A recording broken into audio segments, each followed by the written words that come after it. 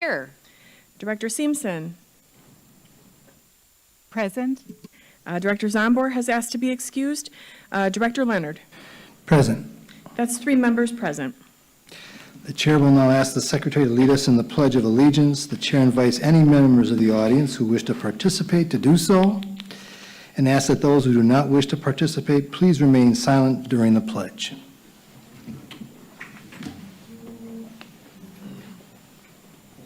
I pledge allegiance to the flag of the United States of America and to the republic for which it stands, one nation, under God, indivisible, with liberty and justice for all.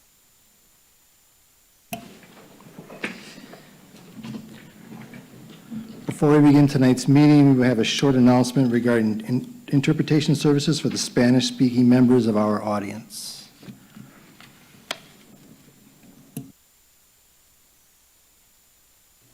Buenas tardes y bienvenidos a la Junta Escolar de las Escuelas Públicas de Milwaukee.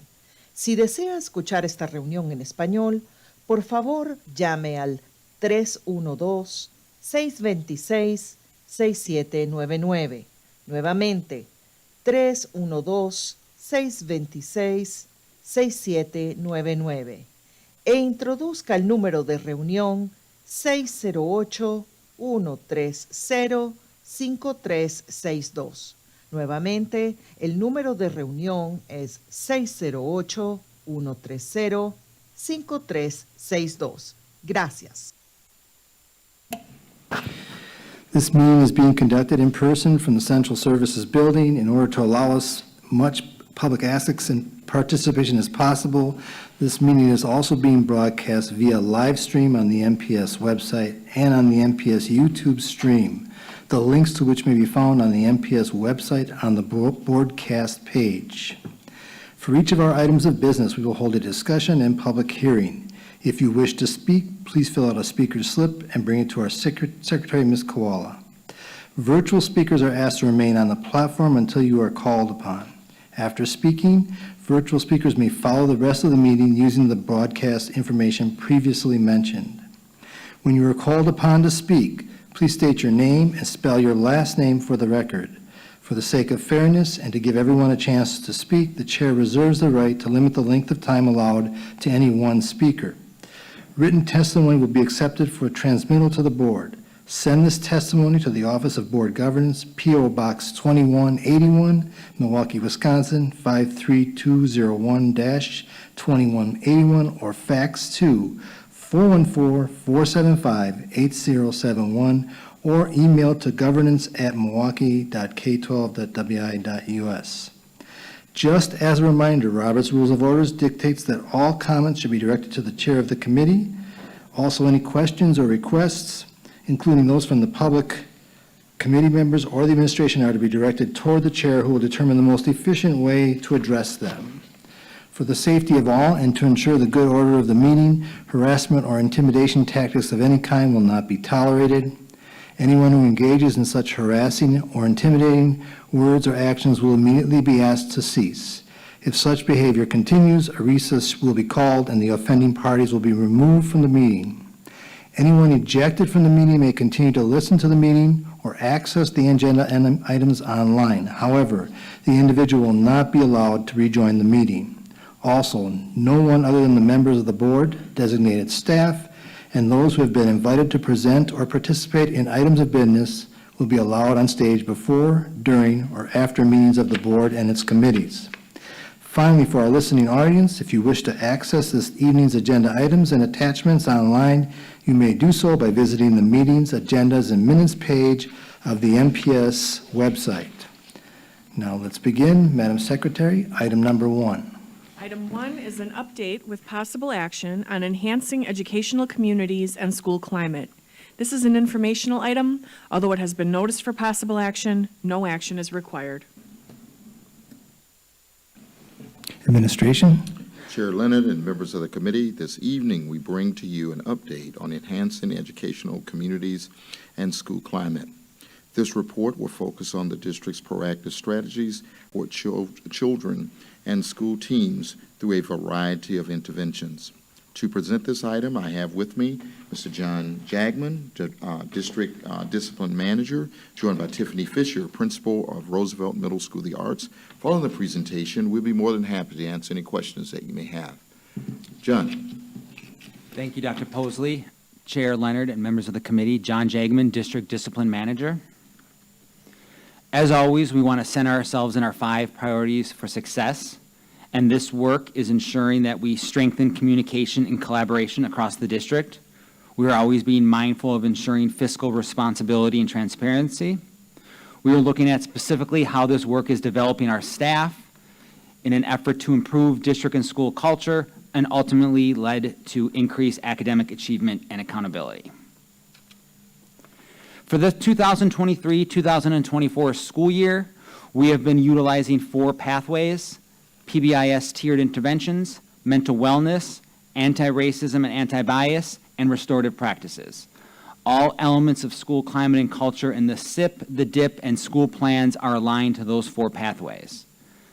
Schools have the teams of their PBIS Tier 1 team, Building Intervention Team, or BIT, and student discipline committees that are guiding that work at the school level. We are focusing on proactive approaches, systems, and strategies. First pathway is the PBIS tiered interventions. Looking at some of the work that's been done since January when we were last here, we've had a variety of professional development on facilitator trainings. There's been district-wide trainings of school-based facilitators and documenting interventions. There are a variety of interventions that are school-based. Schools can request a variety of PD, and one of the PBIS coaches go out there, as well as district-wide PD through our learning management system. Schools, with their school leader, have also conducted classroom walkthroughs using an updated classroom walkthrough tool that collects data that is geared towards the school's activities they aligned in their continuous school improvement plan, or their SIP. Starting in March, schools are also completing the Tiered Fidelity Inventory, or the TFI. This is a national research-based tool that looks at schools' foundational approach to PBIS as that multi-tiered system of support. It has them look at areas of success and areas of continued growth. Looking at mental wellness as the pathway, continued fidelity of second step implementation through a variety of coaching opportunities and professional development. Looking at comprehensive mental wellness activities district-wide, mental wellness of staff and of students. Proactive classroom management strategies have been applied using COMP as the foundational professional development and other PD opportunities so that staff are aware of a variety of classroom management strategies. Continued with our Compassion Resilience series. At every PLI, or Principal Leadership Institute, there is a session for school leaders on compassion resiliency, so they are taking care of their own mental wellness first, so they are able to take care of the mental wellness of staff and of students. The historical trauma professional development has started back up second semester. This is a all-day PD that looks at some of the historical context of race and equity in Milwaukee specifically, and how that is affecting our communities, our staff, our students, and our families. The Violence Prevention Program has also begun their Educators Talk Trauma and Educators Talk Compassion Resilience series. These are series that occur either during the lunch period or right after school, where staff members who are interested can log on to a virtual platform and just engage in conversation with other educators around what they are seeing and what's working, best practice in terms of trauma or in terms of their own compassion and resilience.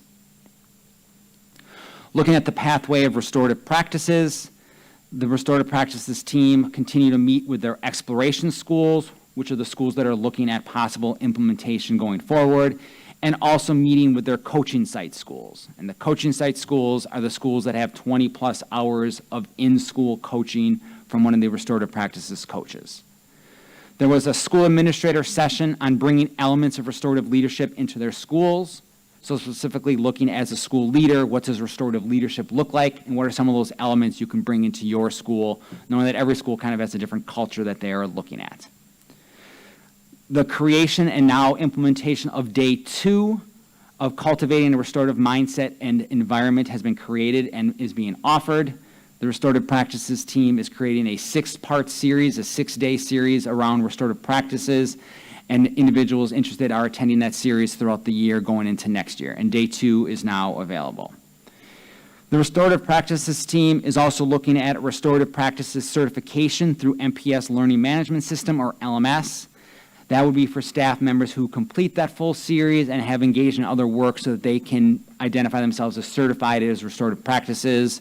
So when they go into schools, they know that they have certain staff members that have met certain things and have gone through certain trainings.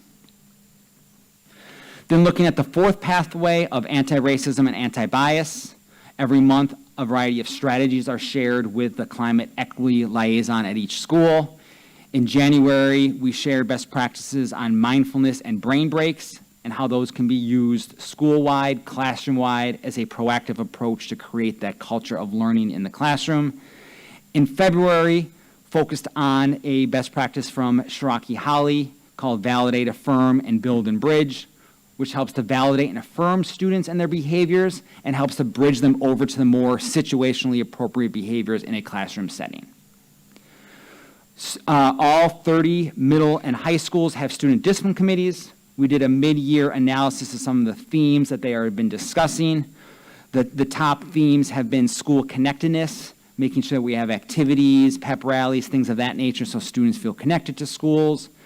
Students talked about some instructional and classroom management strategies that they see and they engage with and they respond with. And they also continue to talk about more opportunities for that student relationship building. That's something we've been working on for the last 2 years since COVID, knowing that students really lost a lot of that over COVID when we were virtual, and schools are continuing to build that so students feel connected to the school and have connections to staff and students in the building. We also have our April Student Leadership Summit. We are returning back to in-person for the first time since 2019.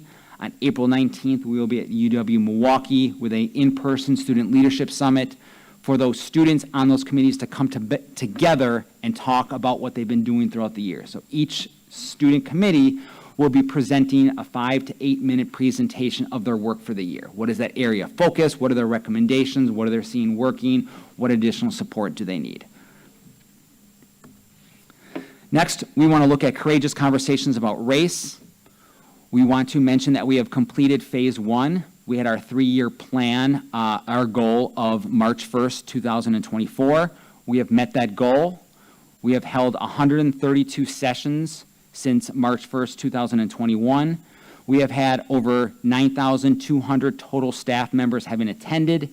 Now we are in the maintenance phase of maintaining newly hired staff members to ensure that they attend that. We are integrated into the new Educator Institute, or NEI, that occurs in August. But outside of that, anytime we are hiring staff, we are working on ensuring that they attend that within around 60 to 90 days of being hired. So we continue to offer courageous conversations about race exploration, but we have met that phase 1 goal of March 1st, 2024. You can see our timeline below. That first half year, we held 17 sessions. That was with the vendor when they came out and did virtual sessions. And then August 2021 to July 2022, again, that was in collaboration with the vendor. Courageous Conversation About Race, they held 31 sessions. And then, since August 2022, that has been internally maintained, where we have 6 internal facilitators. We have been hosting those sessions now internally because we have the capacity. The vendors there is like a coaching equity support, but we host all those sessions internally. And again, we have hosted 132 sessions with over 9,200 staff members having attended. You will find in the attachments a deep analysis of the sessions. At the end of the session, all staff members complete a reflection, which includes some feedback on the actual professional development, what they liked, what they didn't like. Did the facilitator explain things? Did they learn things? And then also ask them some next steps on support going forward. So there's a deeper analysis attached. Some of the highlights, as mentioned in January, in November, Milwaukee Public Schools was identified as the 2023 Grace Lee Boggs Partnership Award. Each year, Courageous Conversations About Race identifies a district that is excelling in their partnership. And so they identified Milwaukee Public Schools and our growth so quickly in 3 years, rolling this out district-wide. Again, we have internal capacity with 6 internal facilitators. We have a few more being trained. It's about a year process to be trained and identified by the vendor, so we have more coming up the pipeline as we speak. We have created a data guide that helps schools go through data using the Courageous Conversations About Race protocols. We have a self-assessment rubric for schools that they integrate in their school improvement plan. We have district signage and posters of protocols created by the Department of Communications in Milwaukee Public Schools that schools can place at staff meetings, at PD, or throughout their building. On the bottom here, you will see some of the high-level reflections of staff members. You can see around 85 to 90% of staff members are engaging and are finding themselves learning, are finding themselves having a positive experience in the session. And it's a real reflective session. We don't tell staff what to think, what to believe, or what to feel. We provide a framework so that they can reflect on their role and how race has impacted them throughout their life, and then help to guide them how they want to believe, feel, and act in those spaces.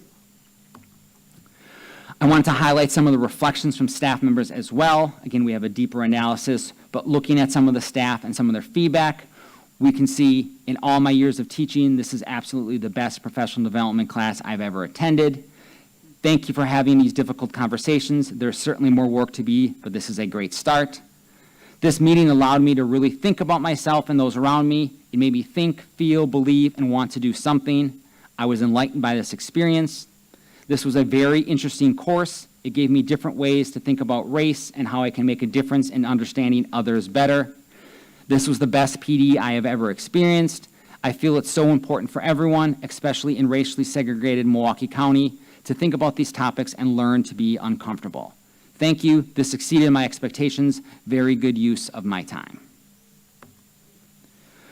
We also have looked at Resolution 1920R005. This is the resolution that started this work and kind of got us on this path towards anti-racism and implementing courageous conversations about race.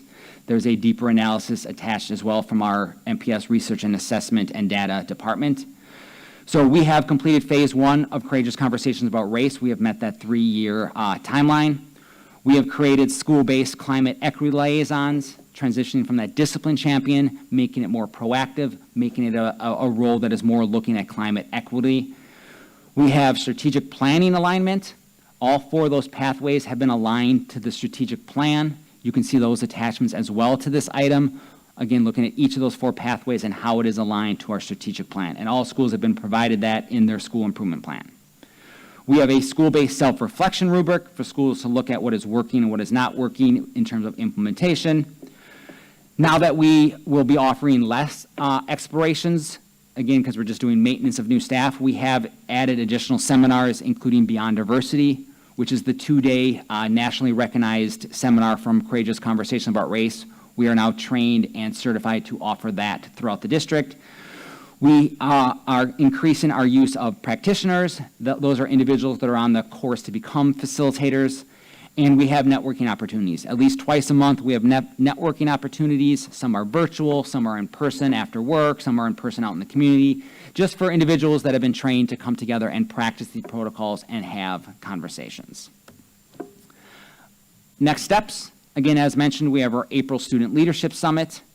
We have Beyond Diversity seminars in May and June, and then in August as well before the school year starts. We have additional refreshers. We have offered to go to schools and departments and offer them a refresher in the framework. We are offering advanced seminars. We have begun phase 2 of Courageous Conversations About Race, now that we've kind of finished that first phase, which includes, again, networking opportunities. And PBIS, Violence Prevention Restorative Practices, continue to offer classroom climate and cultural professional development opportunities. I will now turn it over to Principal Tiffany Fisher to talk about some of the work at Roosevelt Middle School. Thank you, Chair Leonard, members of the committee. Like Mr. Jagaman said, I'm Tiffany Fisher, the principal of Roosevelt Middle School. And our enrollment as of today is 302 students. We're up about 80 students since Third Friday. So kind of proud of that. Of course, we're always looking to retain those students. Our student demographics, as you can kind of see on the slide, we're 89% Black or African American, 4% Hispanic or Latino, 4% multiple races, and then 3% other races. So to date, our suspensions are down 58 as compared to last year about this time. Fighting is down about 40 suspensions, and disorderly conduct is down about 33, which are always our areas of focus, because those two areas are things that can easily kind of throw the environment of a building off. And I just want to highlight this picture up here really quick. I don't know why I have something in my mouth. On this picture, this was an incident. This was a restorative circle, a community restorative circle. So we had about 8 or 9 girls that were just kind of having some ongoing conflicts. They were stemming from social media, ongoing arguments. We just couldn't quite get a hold and get these girls in class and get them to focus. They were just kind of focused on what was going on outside of school. So, I mean, it could have easily yielded with the repeat behaviors about 10 suspensions, but we chose to, with the help of our support staff, with the help of our trauma specialists, our assistant principal. We have violence-free zone running rebels. We got all the parents to come, and you're actually seeing them actually sit in a circle.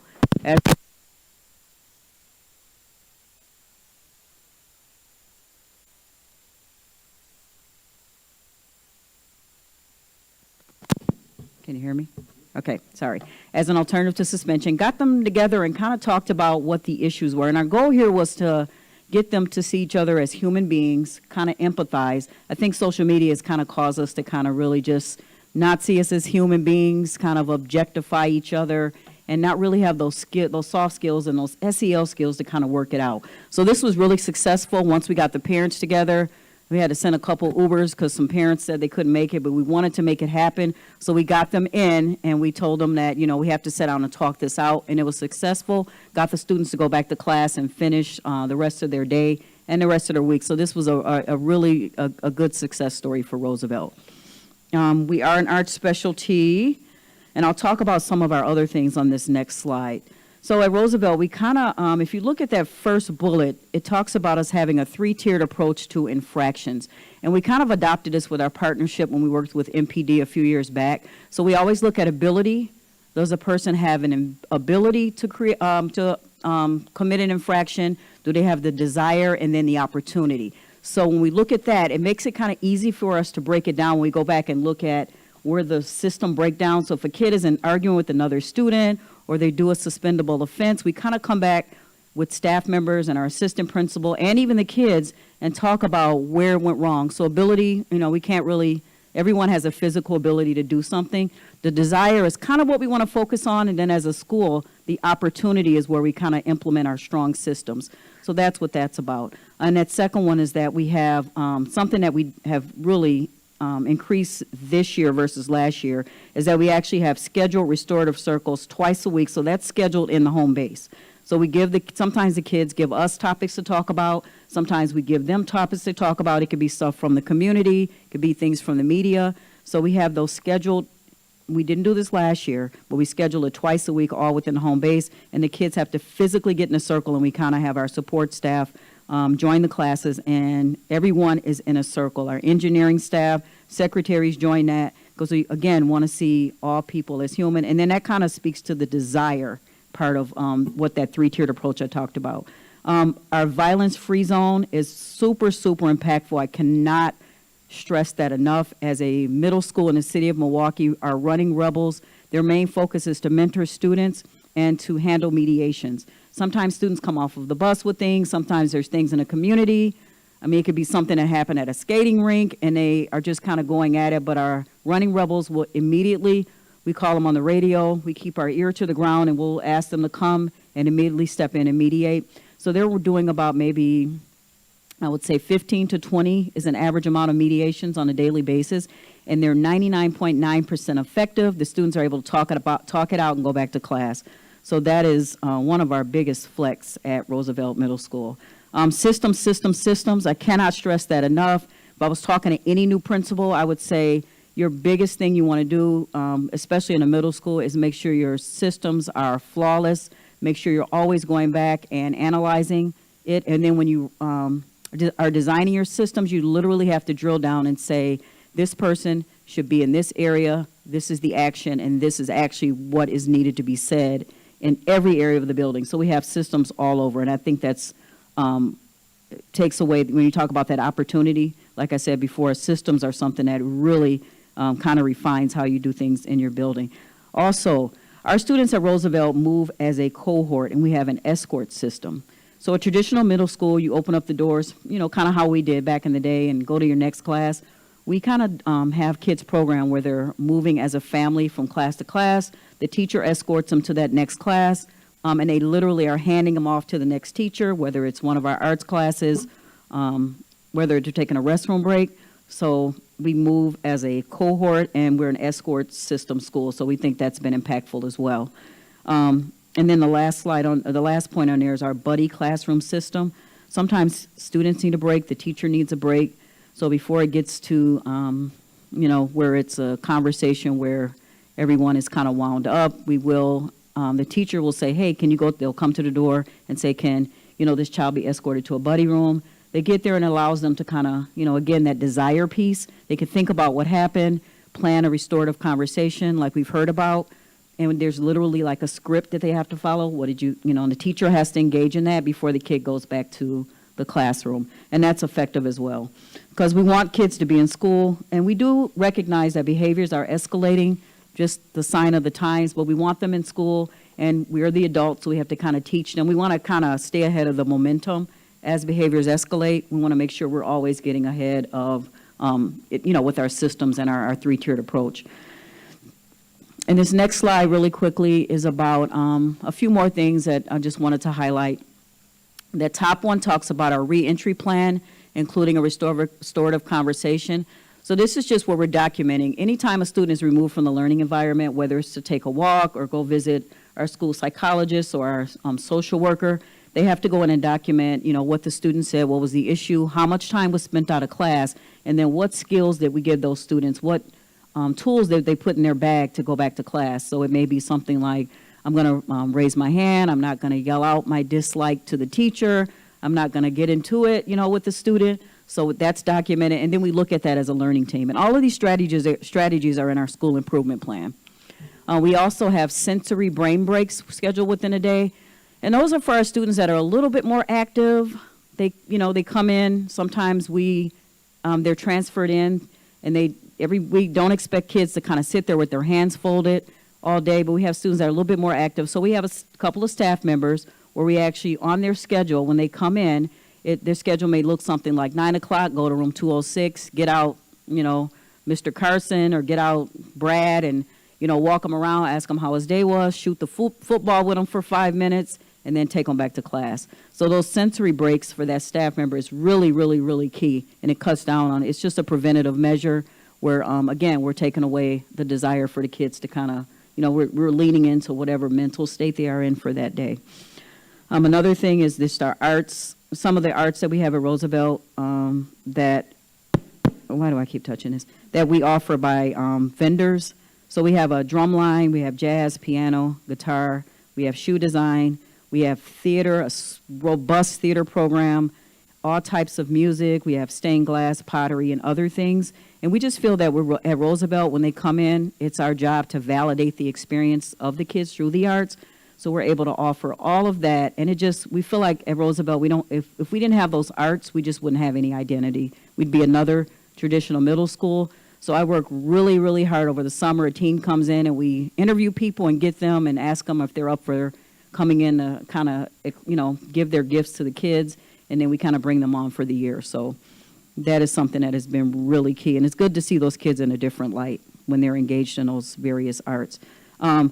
The other thing we've been seeing an increase in is kind of like use of tobacco, or if students are, we confiscate like a vape from them, as opposed to, I mean, we look at it, everything as a case-by-case situation. In the past, where we may have been, hey, you can't bring that into the school, you know, is this a suspendable offense? Now we set up 6 sessions with our school support staff. So we have the kids go in, and they have 6 sessions. They're about 20 minutes long, as opposed to suspension. So they have to talk to our school social worker or our support staff. And instead of removing them, we want to help them. And we actually work with parents, because some parents are just kind of like, you know, I don't know what to do with them. We know that this is a problem. We're competing with the community influences. So we set them up when they have to do those mandatory 6 sessions where they're talked to about, whatever problem they're having with that. We have Zendens at each grade level. That's one of the things required from our assistant principals, that they create a Zenden, including lighting, music, it could be things like incense, just alternative seating, just a place for the kids to go and decompress, and some staff members go in there as well. And then lastly, just acknowledgement and celebrations. We're really transparent with when kids are doing the right thing. We're transparent with our staff. We're transparent with our data. We're transparent about if any students are suspended. We share that with, the kids. Hey, guys, this is why we had 2 kids suspended, and this is what happened.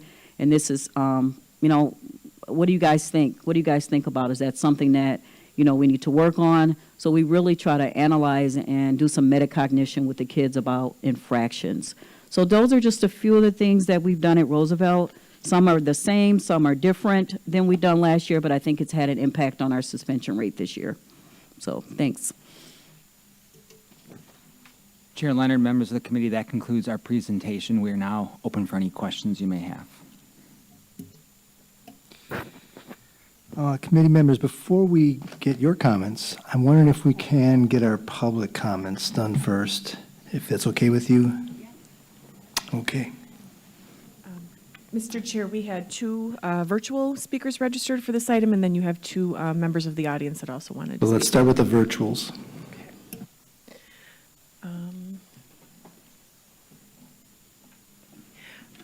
When I say call your name, please state your name, spell your last name, and then begin your testimony.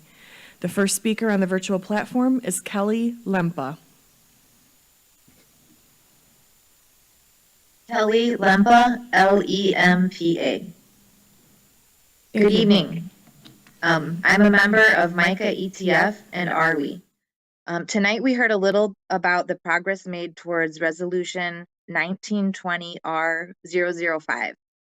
I will be asking of our school board members to please dig deeper regarding the part of the resolution that calls for each school to implement a school-based anti-racist, anti-bias plan. The resolution also states that school-based plans be developed by a collaboration of students, parents, staff, and school leadership, while at the same time engaging in anti-racist and anti-bias training. The report that shows progress on this bullet point talks about schools selecting various pathways towards positive culture.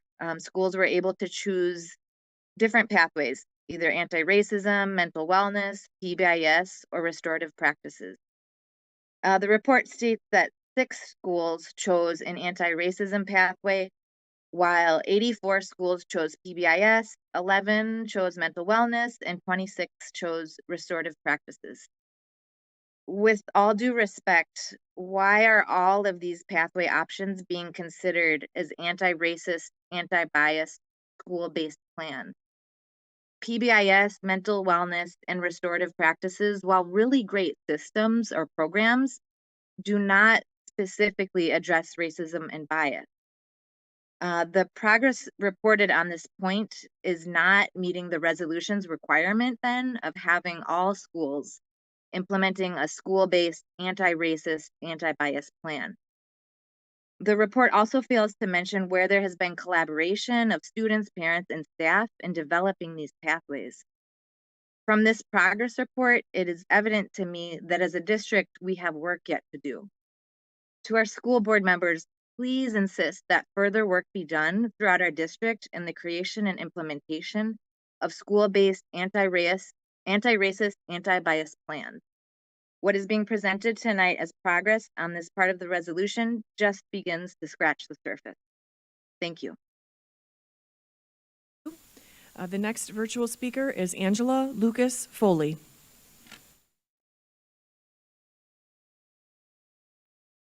Angela Lucas Foley, Lucas space Foley. Good evening, Superintendent Hosley, Chair Leonard, members of the committee. I come to you this evening as a white educator, a parent of MPS students, and a proud member of Aspiring Anti-Racist White Educators. As I have done before, I am I am focusing tonight's testimony on concrete tangibles from this committee of board directors. At the risk of insulting this committee, I will remind you that Board Governance Policy 1.02 has 3 big goals, of which have not changed since 1993. They are academic achievement, student, family, and community engagement, and effective and efficient operations. Community engagement is a core function of this committee and Board Governance Policy 1.02. To this end, I will focus the remainder of my testimony on the anti-racism resolution. How will you as board directors ensure that the community be included in the enhancing of educational communities? How will you as board directors ensure that any plan to enhance educational communities be, quote, integrated into the whole of MPS, end quote, as stated in the anti-racism resolution? What about courageous conversations about race? How will you as school board directors ensure that phase 2 of this important work is organized and funded in a way that will support the culture of buildings? Students and staff come to school when the culture is one where they are seen, valued, and heard. Will you as board directors ask for an anti-racism budget line item in the upcoming budget? Or does this work and this resolution die tonight? When thinking about this important resolution, I find myself leaning into Glenn Singleton's Courageous Conversations About Race Compass. I ask myself, what do I think about the implementation of the anti-racism resolution since 2019? How do I feel about the implementation and follow through by this committee since 2019?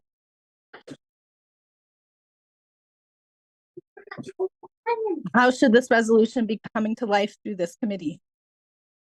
What do I believe can be done to bring this resolution off the paper and into the fabric of this committee and the district as a whole? Thank you. Mr. Chair, that was the last virtual speaker. Okay, we have 2 speakers that signed slips. When I call your name, please come up. Larry Hoffman.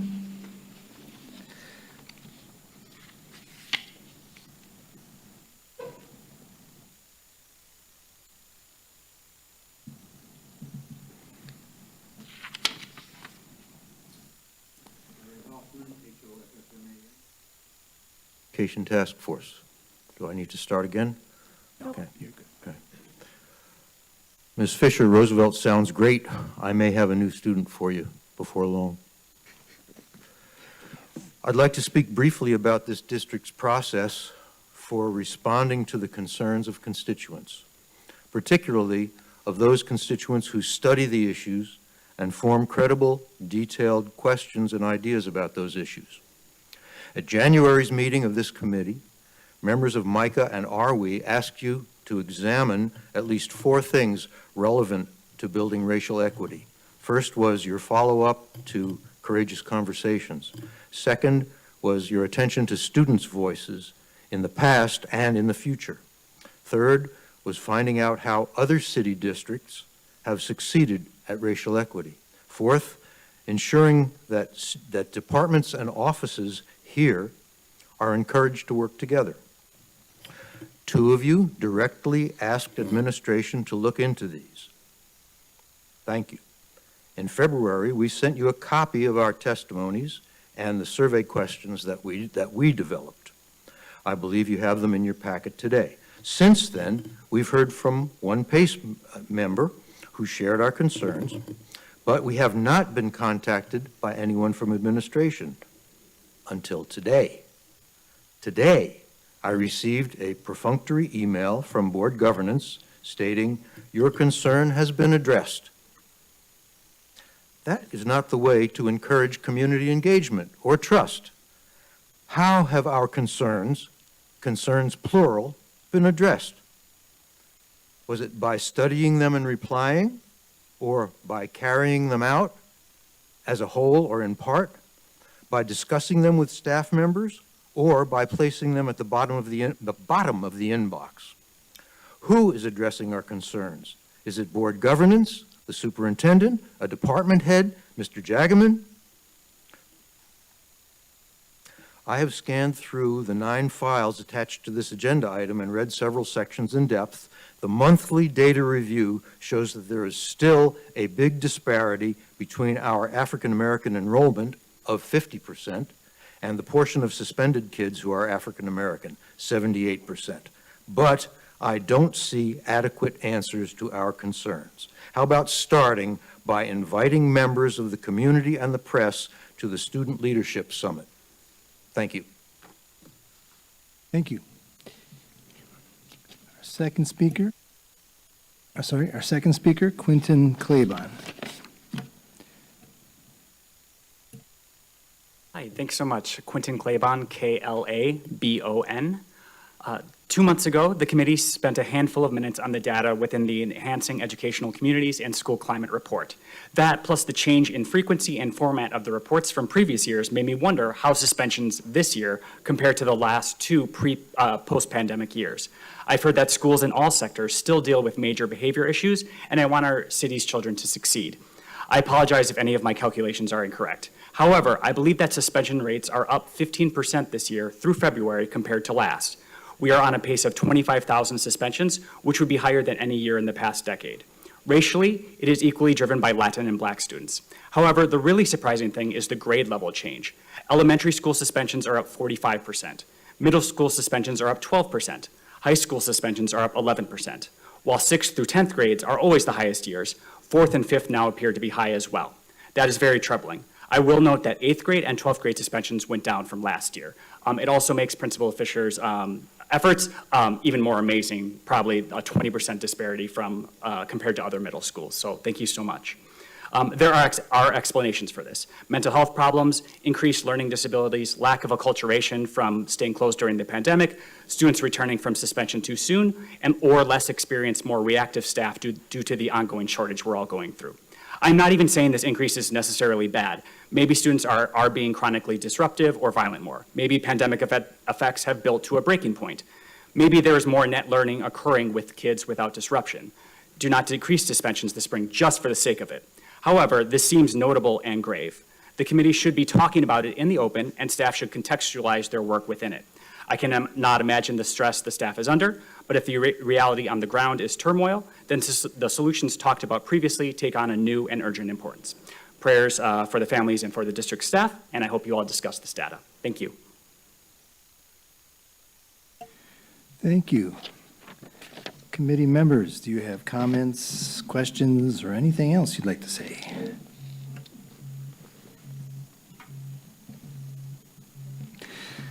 Okay.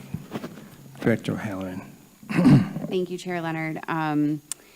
I just have a couple questions related to the testimony, and then I have a question related to the presentation. For the phase 2 of Courageous Conversations about Race, unfortunately, Director Carr isn't here tonight, but I believe she had put forward an amendment to the budget with last year that certain schools may have additional support. So is that what that second phase of the Courageous Conversations about Race is going to be? Can you share any more details about that allocation? Administration. Chair, Chair Leonard, members of the committee, John Jagman, District Discipline Manager. So those allocations in that amendment is part of it. The phase 2 is bigger than that. Phase 2 is going to be district-wide in terms of using the protocols. Phase 1 and attending the exploration gives us the tools, gives us the language, gives us the protocols. Now we actually go out and find those conversations. What conversations at Roosevelt do they need to have around their practices? What conversations do different departments need to have? So phase 2 is, I just want to say, is bigger than that. That allocation of funds is being used. We are looking to have some advanced seminars being offered for district and school leaders at the remainder of the year. Also, those schools within their school improvement plans. What we're looking to do is after the student summit and these schools, the 30 middle and high schools are presenting the student voice of what they would like to see, that is going to be integrated into their school improvement plans, and then we have funds for them to identify what those needs be. If it's a training, if it's a book study staff might need to engage in, but we're going to specifically tie it to those schools based on kind of the student voice. But then phase 2, again, is bigger than that. It's what all schools are doing to have those conversations. Director O'Halloran, you want to have any other questions? Thank you. Yes, I do have, just for confirmation, so we received in the packet that a response was provided, I believe today. Can anyone, administration or Office of Board Governance, just confirm that a response was provided and who provided the response? Administration? Yes, Chair Leonard, members of the committee, John Jagman. So we took all of the data that Dr. Mel had put together. We waited until the last session was held in February to put together all that research, and then the packet was put together through Student Services and sent to Board Governance, and it was sent out. But the creation of it was Student Services in collaboration with Research Assessment and Data, and then sent out through Governance.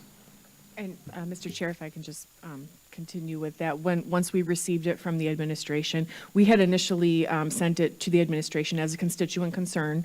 And so when they sent it to us, we responded directly to Mr. Hoffman, who was the constituent that filed that concern.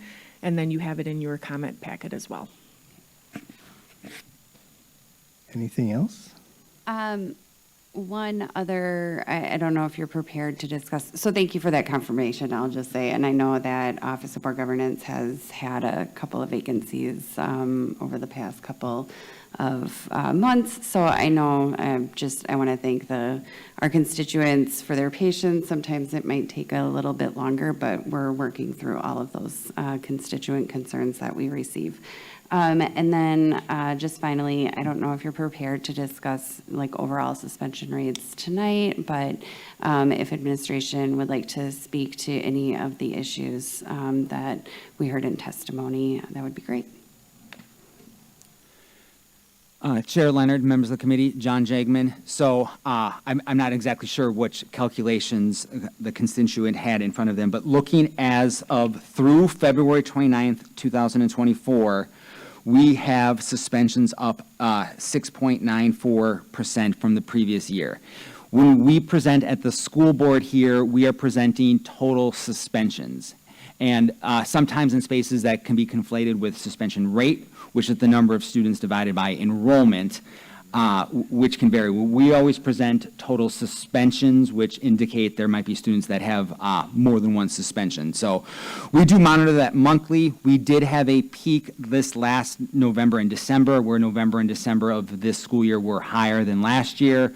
January and February were back down from the previous year, so it can fluctuate month to month, but as of the end of February, we are at up 7%, which is about 900 total suspensions. Again, that's not students suspended, but total suspensions are up about 900 total suspensions being written. Chair Leonard and members of the board, I'm going to have Dr. Mel to walk through the data because we are looking at a number of different data sets. Dr. Mel? Director Leonard, members of the committee, looking at any of our data that we have, as John mentioned, if you're looking at total numbers of suspensions, that's going to be your raw data.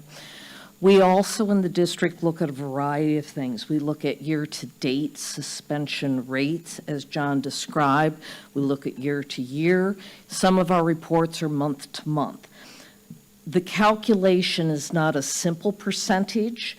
So if we went from 100 to 200, you're not looking at a percent raise because, again, you're looking at the individual children that are receiving suspensions. The percentages in our calculations, and the calculations we use are what the state uses.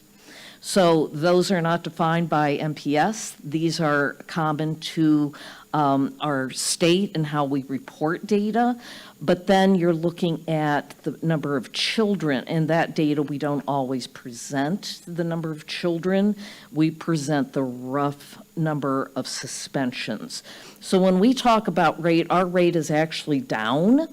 And we look at it in the district daily. So we have a summary performance report that we look at the district level, that every principal looks at, so that we are looking at the total number of suspensions as well as the suspension rate every single day, as well as year-to-date, et cetera. So again, it's looking at how the data is calculated to understand when we're reporting out what we are actually giving you. And we'd be more than glad to do any work with folks to understand that. Director O'Halloran? Thank you for that explanation. My one last question, and then I will stop. One thing that stood out to me in the presentation was how we're handling tobacco and vape. Instead of suspending, using it as an opportunity to educate the student and bring families into that conversation. In general, are there other ways that we need to look at possibly what is considered a suspendable infraction or offense and refine that? There absolutely are some things that a student needs to be suspended for, but something like that seems like, especially with younger kids, we might have a greater opportunity to intervene and change future behaviors. And as someone who started smoking in high school, I would have loved to have had someone pull me aside. I'm sure I knew all of the risks, but maybe a different conversation could have prevented me from wasting so many years of my life as a heavy smoker. Chair Leonard and members of the committee, one of the things that we do on a daily basis is go back out and revisit the handbook, the Rights and Responsibility handbooks, and there are adjustments made all the time. And through the Student Summit and all of the different avenues of working with students, we look at things and infractions of things that we need to adjust and working with administrators, teachers, and staff, talking about various infractions. And if we see high levels, is there other ways that we can look at this in order to resolve this other than into a suspension? All those things will be taken a close look at, and Mr. Boswell has just come to the mic to, I'm sure he's going to talk about the process that we go through on a yearly basis to determine if the risk level of infractions. So, Mr. Boswell?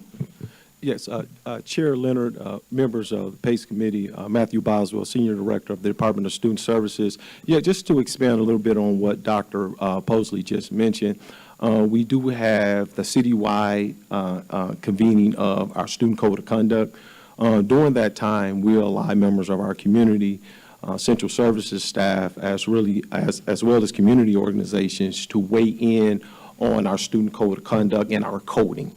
That process could be just as simple as the appropriate coding. We have a 1 through 4 coding, intervention, counseling, suspension, referral to the Department of Student Services, and possible expulsion. And it would be just as simple as capping those Student Code of Conduct to 1s. Once they are capped, and then by direction of the Board of School Directors, you can no longer suspend for those Student Code of Conduct offenses. So we are very much open to looking at the individual categories of the Student Code of Conduct and recoding them as necessary. So that process will take place this spring. We'll send out invitations to have that discussion and all get on one accord in terms of being collaborative about how do we approach those particular Student Code of Conduct violations. Thank you. Anything else, Director O'Halloran? I appreciate that willingness to cap it. I'm not saying that we should cap it. I'm not saying, because I think there should be probably a range, like first infraction versus repeat. I think there's probably many ways that we should deal with that, but I appreciate that willingness. And I just, Principal Fisher, I just want to thank you for your presentation and also your willingness, sharing that moment, that picture. Sometimes the presentations can just seem like words on paper, but showing us that, that picture is worth 1,000 words, and that you go above and beyond, because a lot of our families face difficulties in being able to participate in these conversations or participate in their child's education. And so sending the Uber, how do we reduce barriers to engaging? Sometimes transportation is the problem. So I really appreciate everything that you're doing to go above and beyond and invite families to the table to have these conversations and resolve conflicts before they go to suspensions. And as a parent of a middle schooler and a high schooler, social media sometimes can feel like the very bane of our existence. So thank you. Director Simpson. Thank you. No, that's okay. You touched on a couple of things that I was wondering about.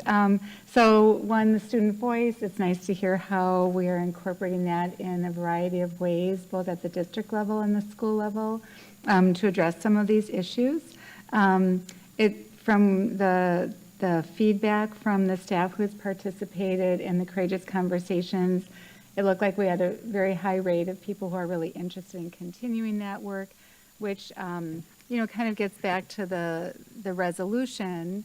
And obviously this work is moving forward, but could you just speak to that in terms of, some of the callers who identified, work that still needs to be done with this resolution? It's referenced the 5 years, obviously from your, what you've given us tonight, we're moving forward. Could you just kind of speak to some of the ways that we're moving forward with the work of this resolution? Chair Leonard, members of the committee, John Jagman. So yes, as mentioned last year in the school improvement plan, all schools looked at those 4 pathways. All 4 pathways are being implemented at the school level. They're identifying their area of focus. And at the end of last school year, when SIPs were created, that was when we still had a couple of thousand staff members that had not attended. So not every school may have been at a point for the Courageous Conversation about race protocols to be their focal point within their school improvement plan. That has now changed. Outside of this handful of staff that are being hired, we have full integration of training. So going forward into this next school year, we will have schools engaged at that deeper level within their school improvement plans about how they are embedding anti-racism into their conversations and creation of the SIP, into those 4 pathways going forward. So how can PBIS, how can restorative practices, how can mental wellness, trauma-informed schools, all of those frameworks looked at through that anti-racism, anti-bias lens using these protocols. But the SIP will be the location of that work, and it's aligned to the strategic plan.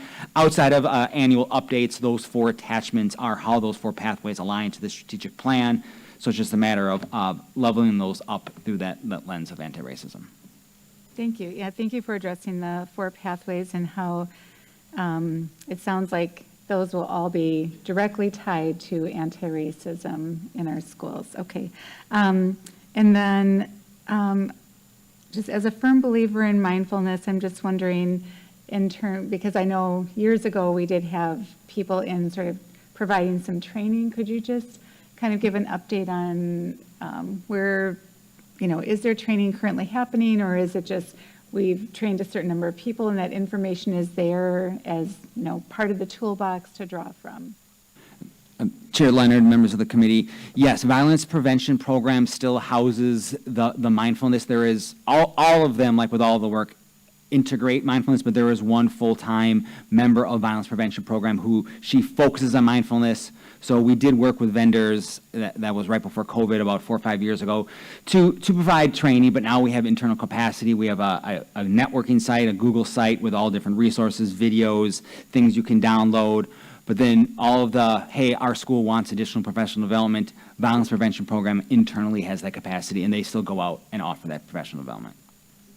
And then I was also curious what the participation rate is like for the online kind of open-ended conversations that you were talking about. I believe you said during the lunch hour, after school, just where people can drop in and share. Do you have any feedback that you can share on that? Just how many people are participating, how often people are going? Is it something that people are finding helpful? Yes, Chair Leonard, members of the committee. So we work to ensure that those aren't like lecture style, 200 people on a Zoom and you can't find it. So majority of them we target towards specific groups. So we try to have about 15 to 20 individuals. Just on Monday over lunch, we had a group of 15, 20 individuals watching and talking about a documentary called Love Them First, which focuses on a school that was integrating this work. So we watched portions of that and then kind of specifically went into conversation. So we do try to have those as smaller sessions, 15 to 20 people. That way, I want to make sure people aren't coming on to hear from other people. People are coming on for their voice to be heard and to share into it. That's also why we offer them so often. Great. Thank you for that clarity. And then just as Principal Fisher, so exciting to hear the many things that you're doing at your school. I know the mics are like in a weird spot. I can't see you. I love the idea of the restorative circles that you're offering and how inclusive they are of all of the school community. I love the idea of the reentry plan that you're creating for students who, they've been out of the room, they're ready to come back. That reentry plan is so critical and so important to not setting the student off again. The 6 sessions that students can attend, and yes, I agree, bringing families in as part of the conversation and kind of going above and beyond are all such great things here. So I just wanted to thank you for the work that you're doing at your school. It sounds great. Thank you. Thank you. Now, I don't know who the co-chair of the co-chair is to pass the gavel off, so Director O'Halloran, you're going to get the gavel. The gavel has been passed. Director Leonard, do you have any questions, comments, soapbox? I do. First of all, I just need to, first of all, make one comment, and I've always been under the understanding that everything we do in this district, especially in the last 4 or 5 years, has to be geared toward anti-racism. I do believe that most staff across the district understand that. I don't think there's a disconnect on that in every single place, at least. I do want to just mention that when I looked at the data that was given, I appreciate the volumes of it. I have a chance to now grab more of it. So there's really more there than I've ever seen, anecdotally, at least in that way. So I think that is very important to look at as a move that goes to the next steps. I do see that if we have the money, the resources, and the staff, that we could really make this district change those dynamics significantly. I see it especially with a lot of younger teachers coming in. They have a much clearer idea of the expectations of what they're working with and how to work with those students. And sometimes it's a little challenging for them. I'll go into some buildings and they look exasperated. And Ms. Fisher, you know that I know what I'm talking about in this, but I do appreciate what you're doing because you gave us a step-by-step, nuts and bolts kind of way to look at it in a building. Like, here are the things that we're doing, here's what's going to happen from that, and then we see positive results. And that's what we need to see it in every building, obviously. So that's just a comment. The other thing is, and I'm going to have to ask Mr. Boswell again on this. We've sort of talked about this. It's not an easy, I don't know how you would get this to us, but it'd be good to get a bird's eye view of recidivism. So we look at some buildings, look at suspension rates, and then we're not looking for names. We're not looking to point out buildings. We're looking to show how many students actually commit how many offenses that are suspendable, to give us a much better or clearer picture of what we're really looking at. And the example was very clear to me on Monday when I think it was the mayor from New York, but I'm not sure. I have to be honest with you. But they gave an example in the transit system, and they talked about, I believe, 54 people that committed over 1,083 of the offenses. I think it's good to get an idea of what we're really dealing with. That causes us to dig a little bit deeper and gives some more clarity for both the public and staff and everyone else. So there's no, and I know that I'm not asking you to do this with all of our schools, but it'd be great if you could put something together in short order next month for PACE to give us just sort of a bird's eye view of that situation. Administration, with that type of, well, just as a note, next month is April, right? So we will have the one full board meeting when we consider all committees. So I don't know, Director Leonard, would you like that report to come back to you for PACE in April, or would it be possible to?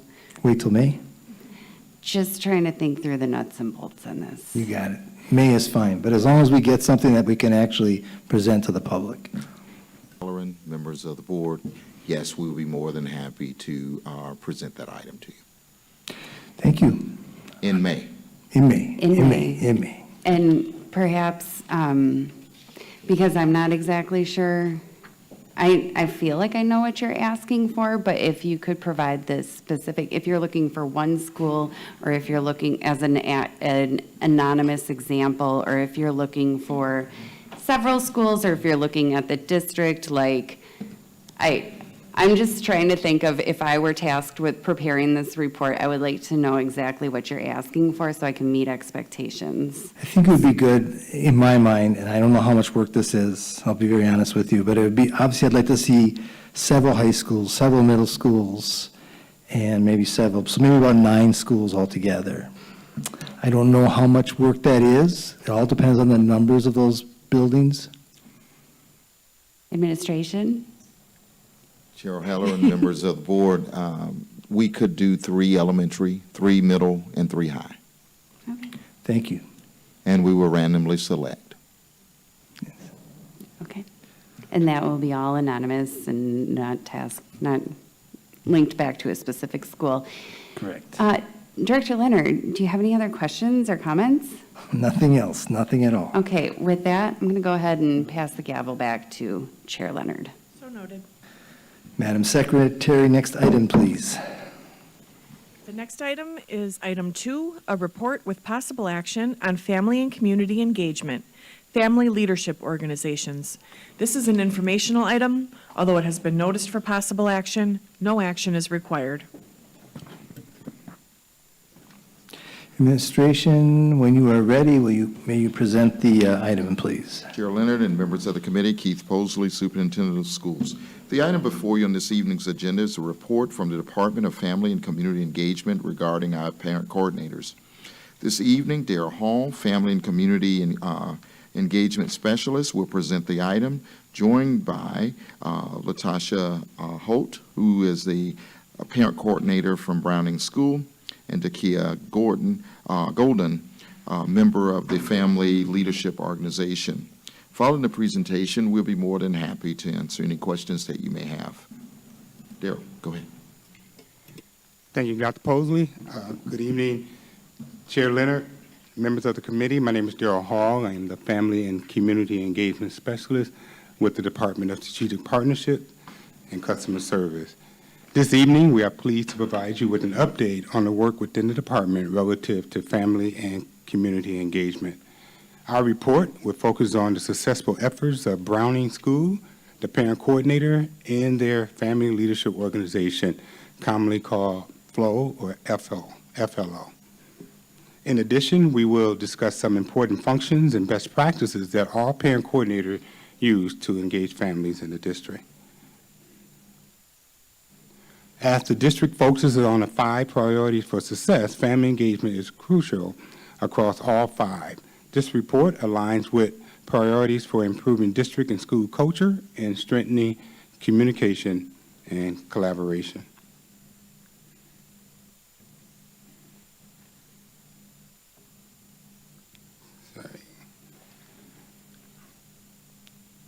I want to briefly overview what parent coordinators do to engage families. The parent coordinators are resourceful connectors who help families navigate resources and services in the district as well as the community. The parent coordinators organize events to create community amongst families, students, and staff.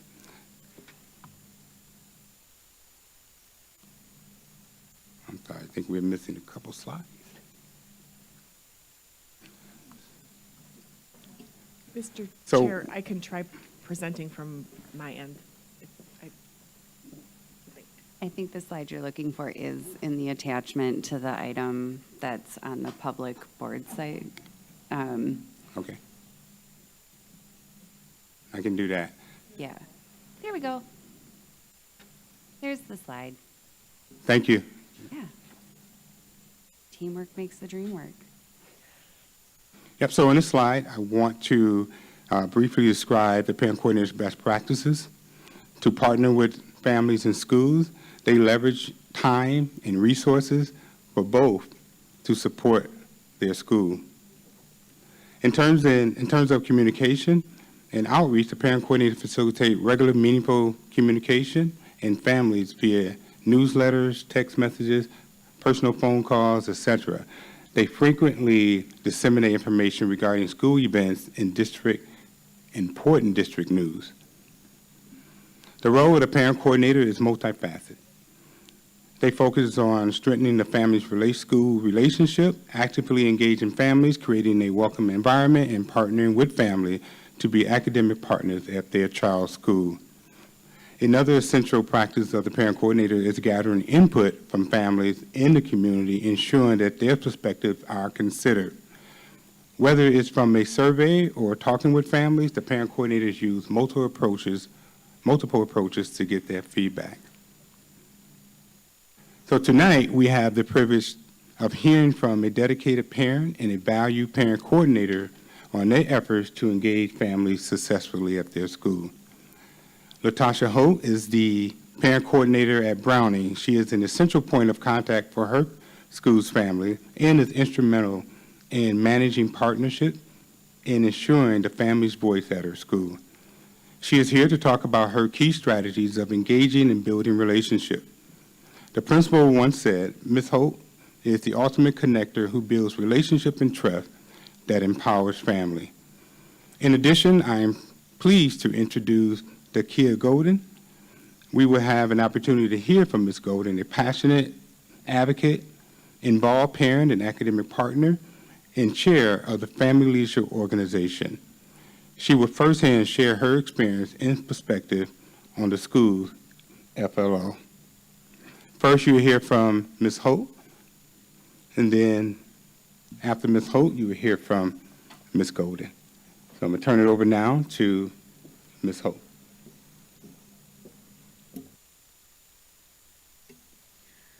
Good evening, Chair Leonard and members of the committee. Some of the slides that I'm going to talk about today are most of the things that we at Browning do to help our parents and families build positive relationships. As a parent coordinator, I serve again as liaison for families and community partners, teachers, and scholars to help build better relationships. I think without those relationships, the school crumbles. This school year, one of our key takeaways is to bring in the family and schools together team, which is known as the FAST team. And what they're doing is they started an initiative and did a first PD, professional development, with our teachers, because sometimes teachers don't understand how important their role is in building that connection with parents first. They typically will call for bad behavior, but what other behaviors are you calling them for as well? Are you calling them to say, Johnny had a good day today? And so I encourage our staff to always reach out when things are good, but then also when things get a little hectic, just so again that you're building that relationship with your parents. So with this family and schools together, they've brought this PD together just to make teachers aware of their part in their role in building family engagement. With that, what we're doing is we're bringing our FLO team, our Family Leadership Organization in, and we're meeting with that FAST team again and bringing different events to our school before the end of the year to make sure that family voices are heard, teacher voices are heard, students' voices are heard, but then also the scholars' voices are heard, because it's the scholars who we are trying to get and push them through school. So that's the important and key part for us. So that's how we're building relationships. We have established various communication methods by, again, that's phone calls, positive phone calls. We make sure we are posting flyers and sending flyers out to parents, because we know sometimes phones are disconnected. We get it. We live in a society where there's poverty happening, so we have to make sure that if there's not a phone call that can go out, how else can we get it? So we're making sure paper communication is done. We are posting them around school so that when parents are picking up their children, they have that communication also as well. Linking family engagement to academics. One way that we're doing that is we have a homework diner. That homework diner started in January. That is an important piece, and I think when a lot of parents hear Homework Diner, they're scared as to what they're coming to. And so what we've done with our Homework Diner is we'll bring our parents in, and if, like, for me, math was different. And so for the scholars that we're teaching now, they have box math. So parents don't know how to do box math. So as a teacher, we're kind of depending on our teachers to say, okay, well, could you please stay after and help us teach our parents how to teach their children how to do this?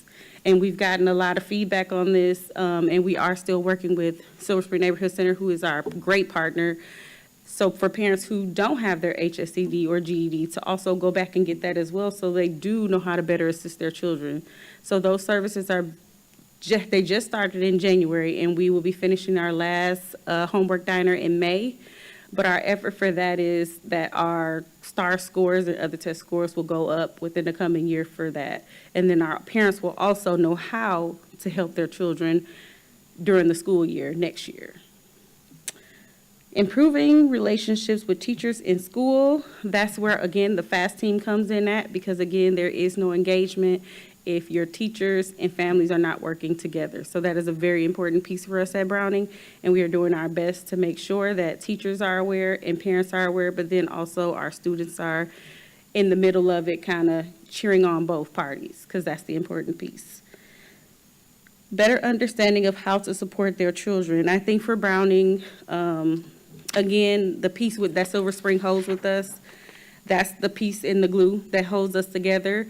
Because, again, some of our parents don't have the services that they need. So Silver Spring Neighborhood Center provides that pantry for us, which is a food pantry. They provide after-school services for kids as well. They have a daycare that serves with us as well for after-school care and before-school care for those parents who maybe have to work at 6 a.m. and don't have a way to get their kids to school by then. They also do the HSCD or GED program. They also do basketball literacy programs and a slew of other programs that kind of connect our services to our parents. So they're always a resource and readily available to help us all the time. So kudos to Silver Spring Neighborhood Center. And that is what we do. Now I will pass it off to Dakia Golden, who is my FLOW team member, my Family Leadership Organization member. She is amazing. Thank you, Chair Leonard, members of the committee. My name is Dakia Golden. I serve as the Family Leadership Organization team member. So my role as a FLOW member is engaging other families and creating a welcome environment at the school, also providing additional opportunities for students and families. That goes back to the Families and Schools Together team. We are working hand in hand with them to build relationships between the teachers and the parents, just so that when we do have our events, that we all are on one accord. Also, enhancing communication and family voice, partnering with the school on improvements, as well as I mentioned, volunteering, event planning, and fundraising. And also as a member of the FLOW team, I make donations to the school for the events that we have. So I just wanted to touch on the picture that's in the slide. So that's a picture of me and my family. My kid's dad, the one that's next to me, he volunteers on the basketball team at my kid's school, which we just won the championship 2 weeks ago. So kudos to Browning for that. But I just wanted to show you guys how involved that me and my family is with our children's school. Thank you.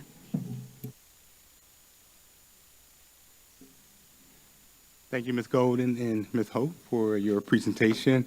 Overall, the parent coordinators and their family leadership organization play a crucial role in promoting family engagement and supporting their students and their student success.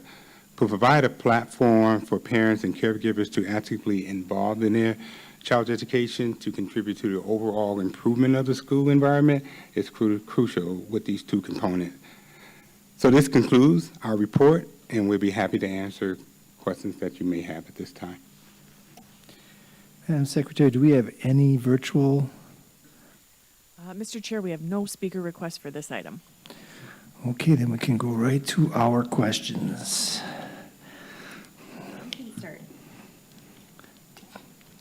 Director Simpson. Thank you. No, not a question, I guess, but just, we've frequently talked about the importance of the parent coordinator's role in a school. And, Ms. Holt, when you were speaking about bringing, you're the center, and you've got the family, the community, the students, the staff, that you're kind of, you have that big view from above where you're coordinating things, but also hearing voices from all of those different communities and finding ways to connect them and to make that conversation meaningful and to, have a direct impact on that community and how they're connecting to each other. So just thank you so much for your work. And it just really, like I said, highlights the importance and the work that you're doing. I guess I'd like to hear just a little bit more about how you got involved. Was it just your involvement with the Family Leadership Organization, your involvement with your students, or were you just grabbed by Ms. Holt, come do this? How did you get involved? Chair Leonard, members of the committee. So my children have been at Browning since my daughter was in K4. So this is my children's second year at Browning. In the first year, when they started, the school have been amazing. Ms. Holt was amazing. I tried any events that they had. I was there. I asked, was there anything I can do to help? So I have always been a part of trying to make events or trying to help out whenever I could, whenever we had them. So I've been involved since my kids were, since they first started. Great. Well, thank you very much for taking on the leadership role that you have in your school. That's wonderful. Thanks. No questions, though. Director O'Halloran. I don't really have any questions either. I just want to thank you both for your work.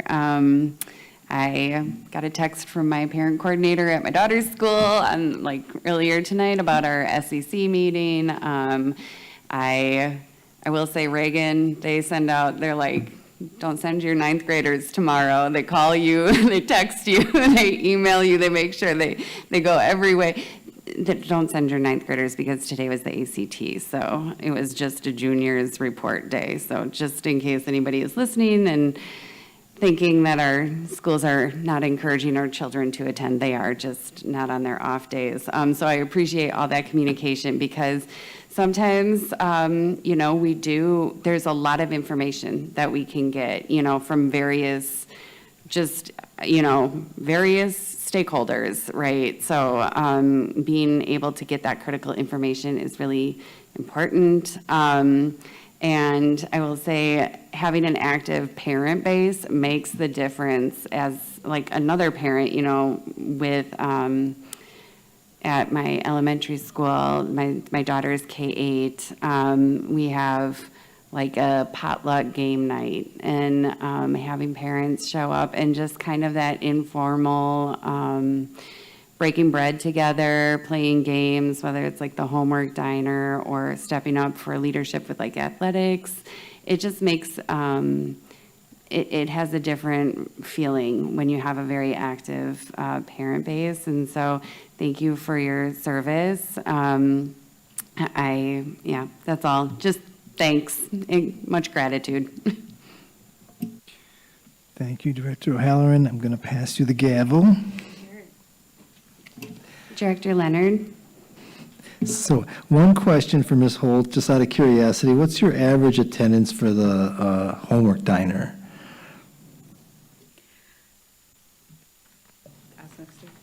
Chair Leonard and members of the committee, when we first started, because I think, again, that word homework scared parents off, we had to rethink it. At first, we probably had a total of probably 10 families show up. And then after we kind of rethought about it, and then we said a family game night, because you can take Jenga and you can put math problems on it, right? You can do Kahoot. When we said it was a family game night, then we had about 50 parents and kids show up. So I think it all depends on how you word it. And so as we continue to word it differently, but also throw homework diner somewhere on that flyer, parents were more committed to coming and were more okay with getting more resources to also help themselves. So, Thank you. I just want to also So I've been to Browning a couple times. I've met you, and I love the energy in the school. It's very clean. I remember that as very clearly. It's very clean, which is always impressive to see a school that's clean and orderly. But I just want to thank you for your work, for both of you. I think there's no question in my mind. So I've been working with the parent coordinators forever. To me, they are the linchpin to our district, and if we can find a way to make them much more effective and much more rewarded, we will get a lot more out of that. I think that relationship has to be culled and built very strongly. So I'm going to ask the question, what do you need from us? What's the one thing you really need from the board to make your job much more effective? Administration. Yeah. Technically, I have to correct. Director Leonard, Chair Leonard, and members of the committee, one thing that I would say is sometimes parent coordinators can be thrown into places that are hard for them to do their job. Sometimes we're placed in an office and answering multiple phone calls and dealing with behavior issues with students. Sometimes we are put in a classroom to sub as a teacher for the day. So sometimes when those things happen, that kind of throw a monkey wrench in what we are trying to do with family engagement and building relationships with parents. So one thing that I would say is, I think, and we talk about this a lot in our meetings, and we talk about it, I think Daryl hears it all the time, is just making sure that our title get changed, where that para is dropped off and we are solely parent coordinators and used effectively to build those relationships and fill in the gaps where other people can't. Thank you. Thank you. You want the gavel back? Madam Secretary, what is the next item? Mr. Chair, that was the last item on tonight's agenda. There being no further business before the committee, this meeting is adjourned.